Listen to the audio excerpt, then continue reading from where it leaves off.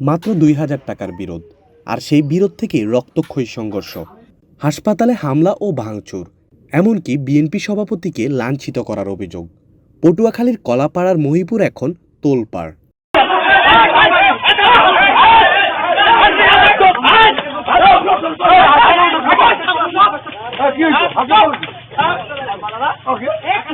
ঘটনার সূত্রপাত গোড়া আমখোলা গ্রামে। ২,০০০ টাকা পাওনা নিয়ে সোলাইমান ও আকরামের মধ্যে দীর্ঘদিনের বিরোধ। শনিবার বিকেলে সোলাইমানের পক্ষ নিয়ে ছাত্রদল নেতা কামরুল ইসলাম শাওনের নেতৃত্বে একটি গ্রুপ আকরামকে মারধর করে। আকরামকে বাঁচাতে এগিয়ে এলে তার মাকেও মারধর করা হয়। অভিযোগ রয়েছে বসতঘরেও হামলা ও ভাঙচুর চালানো হয়। এলাকাবাসী ধাওয়া দিলে শাওন ও তার সহযোগীরাও মারধরের শিকার হন। শাওন আহত হন। রাতে আহত শাওনকে মহিপুর কেয়ার মডেল হাসপাতালে ভর্তি করা হয়। এদিকে আকরামের উপর হামলার খবর পেয়ে ছাত্রদলের আরেক গ্রুপ সিনিয়র যুগ্ম সাধারণ সম্পাদক সিয়ামের নেতৃত্বে ১০ থেকে ১৫ জন হাসপাতালে গিয়ে অতর্কিত হামলা চালায় বলে অভিযোগ। হাসপাতালের কাচ দরজা ভাঙচুর করা হয়। আতঙ্ক ছড়িয়ে পড়ে রোগী ও চিকিৎসকদের মধ্যে। আমার ছেলে হেরা ২,০০০ টাকা পাইতে আমার স্বামীর দেরি ৪,০০০ টাকা আমার স্বামী সুদে আনছে, সুদে ৪,০০০ টাকা আছে, সুদের টাকা দেওয়াই গেছে, সুদের ২,০০০ টাকা রয়েছে, ২,০০০ টাকা রয়েছে। এবার একদিন আইসি মতো কই বাবা এখন তো টাকা ঠোয়া নাই দিমোয়ান। সেইবার ও বাড়ি গুনে গেছে গিয়ে যাইয়ে আমার পুত্রের এবার বাজার বই আটকাইছে ২৭টা পোলাপানি আটকাইছি এই পোলাপানি আটকাইছি। আটকানোর পর আমার প্রতি অনগুনে কেউ কেউ ১৫ দিনের সময় দাও, কেউ কেউ ২০ দিনের সময় দাও, এরা সময় লইয়া ছাড়ি দিছি। সেই সময় বলে কাল নিয়ে পশু শেষ হয়ে গেছি। এর মধ্যে ওই পুঁতে রাস্তায় আনবে ওখান দিয়ে বলে ডালে গুনে উঠছি।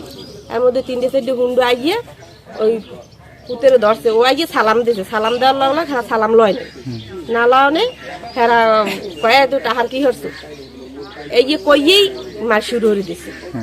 ও তো এলঘা কোনো মানুষজন নাই, সবাই তারাপির টাইমে সবাই গেছে তারাপি ভর্তি। ওরে তো বইয়া আন্দার গন্দার মায়ের শুরু করছি, ওরে পাড়ান ঘুষি আমি তো আর জানি না যে ওইন বই পুতেরে মারে। সেইবার ওই পুঁতে ছুটটিয়া কোনো কায়দায় মানুষজন পড়ছে, ছুটতে কোনো কায়দায় দৌড়ি বাড়িয়ে গিয়ে ঢুকছি মতো পুঁতে যখন দৌড়ি ঘরে উঠছি আমি দুঘর আটকাই দৌড়ি ওকুল দিয়ে নামছি মতো হেরা দেখি ঘর দরজা হেরা কোপাকুপি আরম্ভ শুরু করে দিছে। এবার আমি কুয়া বেটা রাগ দি কি হয়েছে কি হয়েছে হে আমার লাতি ঘুষি আরম্ভ করে দিছে।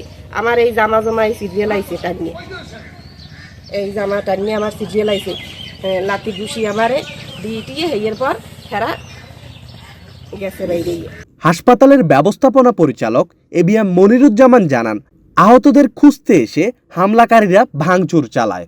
পরিস্থিতি সামাল দিতে বিএনপির শীর্ষ নেতারা ঘটনাস্থলে গেলে নতুন বিতর্কের জন্ম হয়।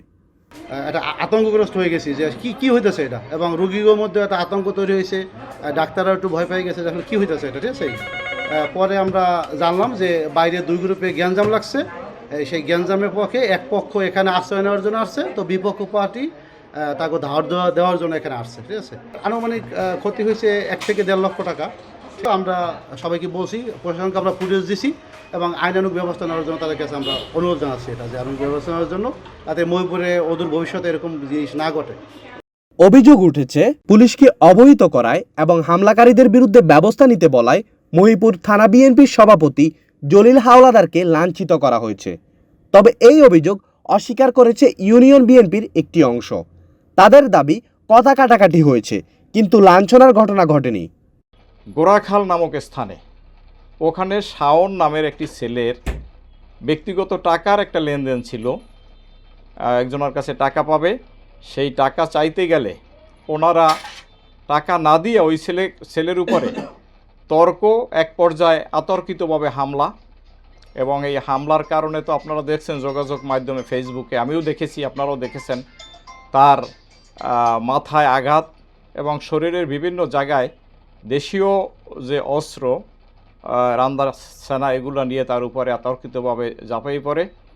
তো যে কোনোভাবে হোক লোকের মাধ্যমে ছেলেটা ওখান থেকে জীবন নিয়ে ফেরতে সক্ষম হয়েছে এবং পরবর্তীতে সে চিকিৎসার জন্য মহিপুর কেয়ার মডেল হাসপাতালে ভর্তি হয়েছে।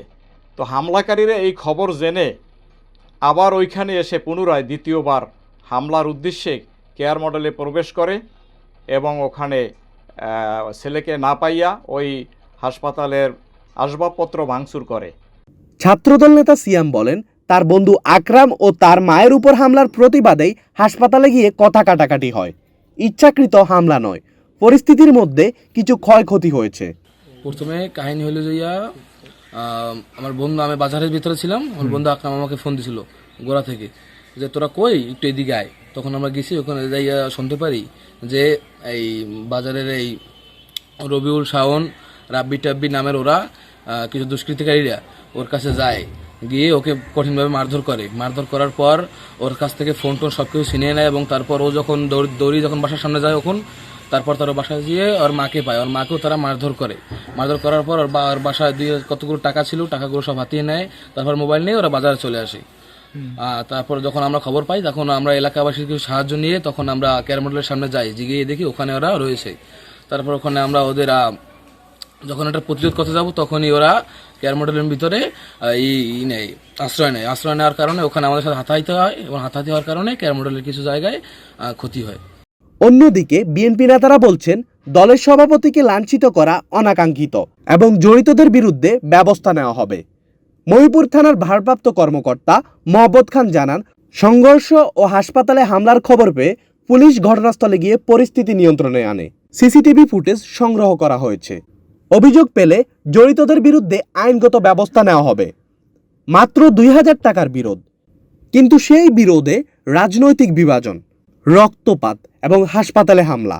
এখন প্রশ্ন, দলীয় শৃঙ্খলা ও আইন শৃঙ্খলা দুটোই কি একসঙ্গে ফিরবে মহিপুরে?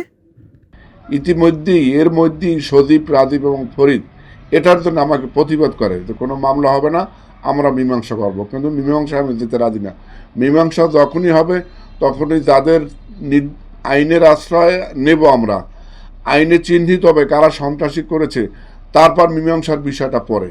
দলগতভাবে সিদ্ধান্ত আমাদের, কোনোভাবেই এই হামলার সাথে যারা জড়িত তাদের কোনোভাবে ছাড় দেওয়া হবে না এবং কোনোভাবেই মহিপুর থানা এভাবে বিশৃঙ্খলা এবং সন্ত্রাসী তাদের কোনো প্রশ্রয় দেওয়া হবে না।